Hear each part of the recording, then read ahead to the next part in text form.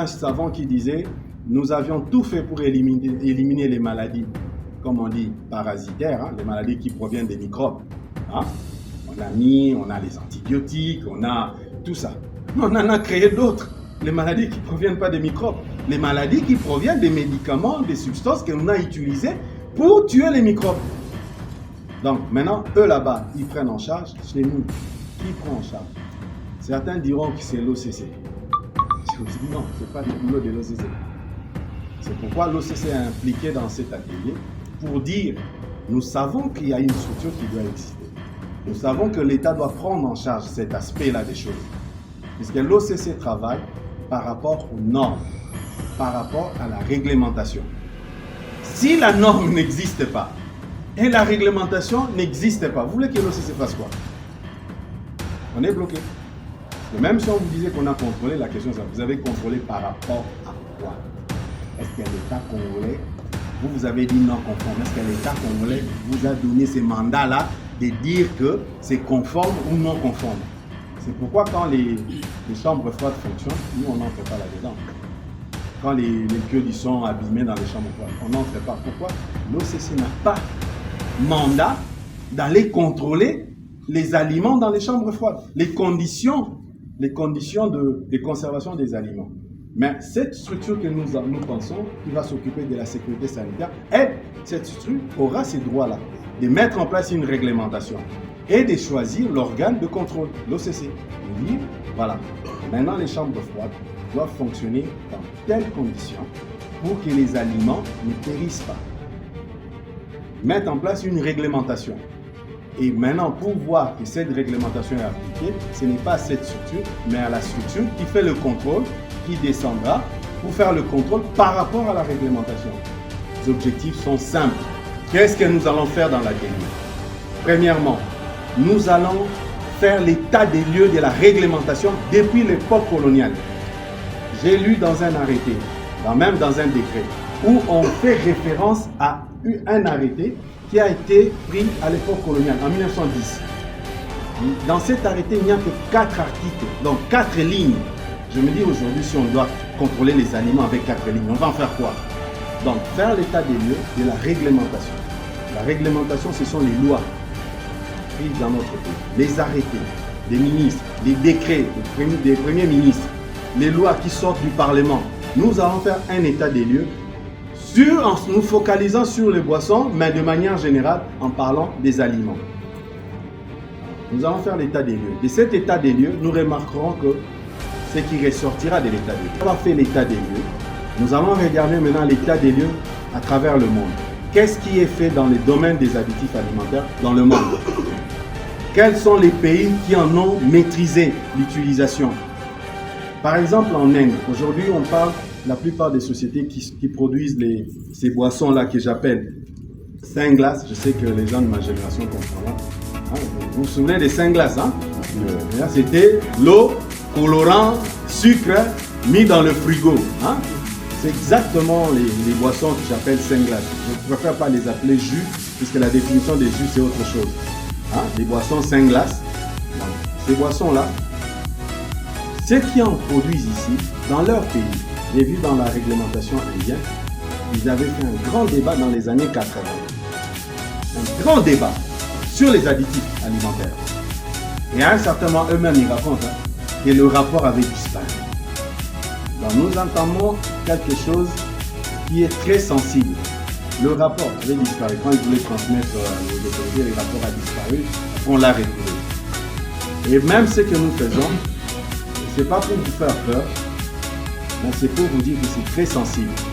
Et cette sensibilité, tout dépend de la manière dont nous voulons amener les choses. Nous ne voulons pas qu'on interdise les boissons 5 glaces. Ce sont des entreprises qui existent en RDC, qui contribuent dans notre budget. Ce que nous voulons, que ces entreprises-là ne regardent pas les aspects 5 glaces. Ils peuvent faire des jus avec nos ananas, avec nos tomates, avec nos légumes, hein, qui nous proposent aussi des boissons qui contiennent moins d'additifs, mais qui sont beaucoup plus naturels. Bien sûr, ça sera cher, mais on a quand même aujourd'hui en RDC l'émergence d'une petite classe moyenne qui peut s'offrir d'acheter une bouteille de jus à 2 $, 5 $, amener à la maison pour les enfants. Hein?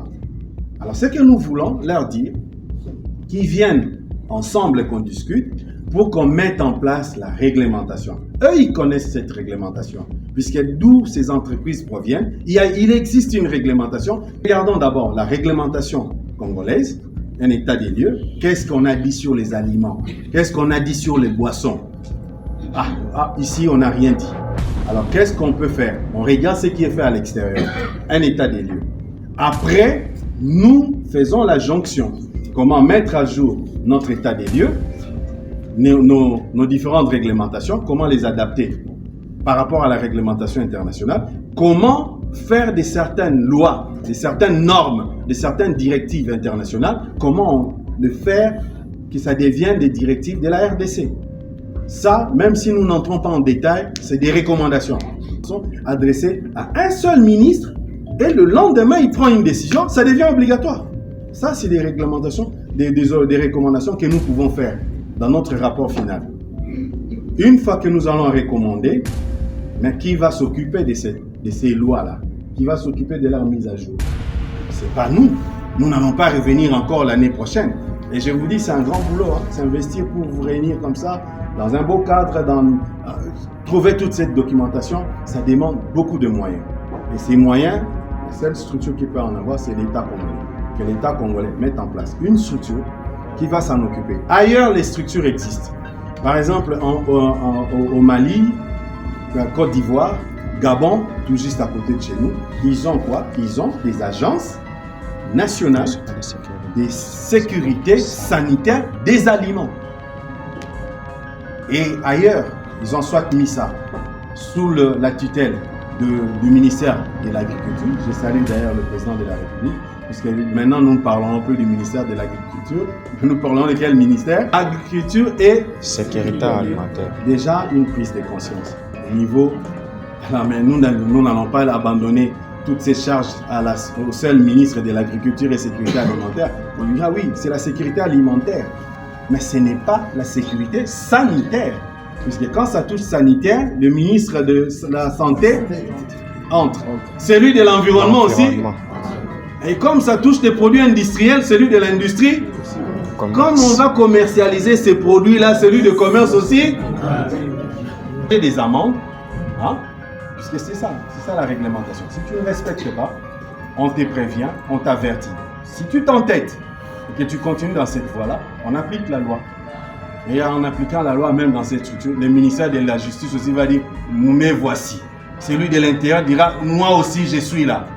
Donc, en tenant compte de nos réalités, on verra comment orienter cette structure. En France, la structure a plusieurs tutelles, 6 ministères. Il faudrait qu'on ait une structure confiante, dans les Congolais ont confiance, pour commencer à nous dire ce qui est vrai et ce qui est faux. Mais ne pas incriminer toutes les boissons, toutes les compagnies, qu'eux, ils mettent des choses, comme les journalistes disaient, quand on a fait les enquêtes, on a trouvé des choses, ils hésitent même avant de dire que c'est terrible. Oui, terrible par rapport à quoi? Tu as fait les analyses où, dans quel labo? Est-ce que ces labos-là est accrédité pour faire les analyses? Donc on aimerait avoir une structure de l'État qui dit aux Congolais, ne suivez pas ça. Telle entreprise produit ces boissons, respecte la réglementation. Si vous prenez cette boisson-là, en lisant les indications qui sont sur l'étiquette, les fabricants vous a déjà prévenu. Ne donnez pas aux enfants. Hein? Il sait qu'en donnant aux enfants, on le exige. Ta boisson-là, si tu veux la vendre, tu dois mettre comme écrit là, sur ton étiquette, à ne pas donner aux femmes enceintes. Pas aux personnes adultes, hein, les vieillards. Nous avons vu les bienfaiteurs qui vont voir les enfants dans les orphelinats. Ils amènent quelle boisson? Des boissons 5 glaces. Et c'est les boissons que nous incriminons. Et pour ces enfants-là, et même dans certains pays, c'est interdit de vendre les boissons qu'on appelle les BG, les boissons gazeuses, dans les écoles. Même dans les marchés, dans les boutiques qui sont aux alentours, dans un rayon bien déterminé de l'école. Si vous installez votre alimentation à côté d'une école, il y a cette réglementation-là qui vous frappe. Parce que si vous mettez ces boissons-là dans votre alimentation, dès que les enfants sortent de l'école, ils ont faim, ils vont faire quoi? Regardez sur Internet. C'est une structure. J'étais les normes. J'aimerais que vous cherchiez. Comme ça, quand on va discuter, vous verrez net. 6 ministères.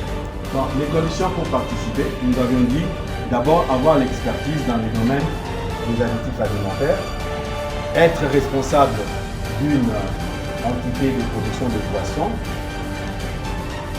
puisque nous allons parler de l'eau, de BG et des boissons alcooliques, et faire une contribution financière de l'organisation de la télé suivant les SPAC sponsors. Nous aurons participation et même des contributions scientifiques.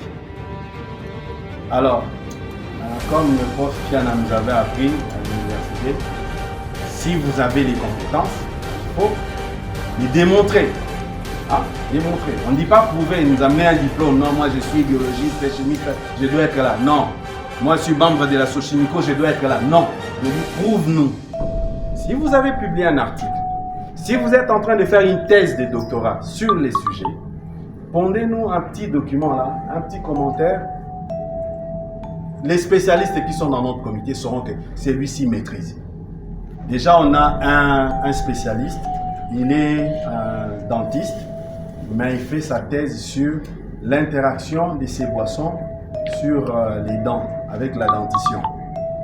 Peut-être on n'a pas prêté attention. Beaucoup d'enfants ont des dents jaunes. Ce n'est pas de la tarte, mais il y a une interaction.